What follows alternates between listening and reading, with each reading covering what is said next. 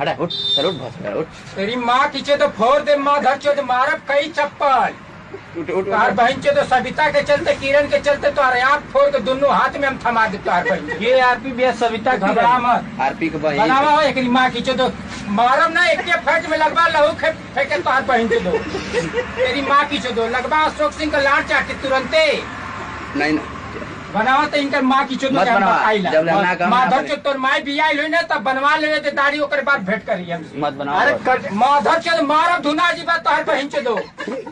तेरी माँ की चो दो पागल माँ धर चो तोर बाप तेरे सरे तेरी माँ की चो दो बंसी दे ले माँ धर चो बंसी दे ले बात तू तुरंत तू घबरा मत। बनावा हो बंसी का कुल रुपया तू मारब जौन फाट ने तोहर बहन चो दो कि एको भाषा ना बोलबा कोनो विषय में। बंसी का कुल रुपया हम ले।